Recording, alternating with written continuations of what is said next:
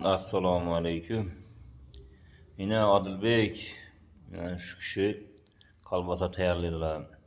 Yani ben gelip şu kolbasani tutibmiz yana. Bir olsa yarim kiloni olib, kesib olib chiqadilar yana.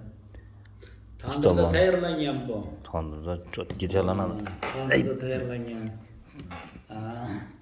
Mana mol go'shti, mana qo'yni dumbasi, sumbul, zanjabil, ziravorlar qo'yib, xuddi qo'y tandırda pishirganday qilib turib, pishirganmizda buni. Bir og'izlariga agar mazasini aniq qilsalar, mana o'zingiz ishonib bir yeb ko'rib mazasini yedingizki, bir mazasini bir ta'riflab bering, qanday mazasi? Gap yo'q. Siz judayam ben bunaqa kolbasa yemaganman. Alloh rozi bo'lsin. Bu haqiqatda bu qo'yni dumbasi molli lahm go'shtida bu. Ham undan keyin bunday go'sht emas bu.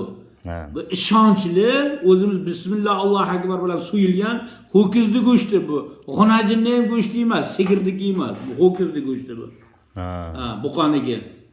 Sizlarda nima deydi? Novos deydimi? Ha, burada ho'kiz deydi. Ho'kiz deydi. Bo'ldi, ho'kizni go'shti anishi. Xudo xoladan. Rahmat sizga. Alloh rozi bo'lsin. Kasal bo'lmangizlar.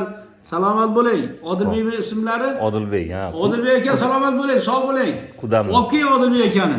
Olib kelamiz, xudo xolasa. Xudo xolasa bir tandirda bo'yida bir yesinlar. Bu hamma joyda shashligi yo'q, boshqa narsani hammasini mashq qilib yuboradi bu, xudo xolasa. Inshaalloh. Inshaalloh. Mayli, rahmat.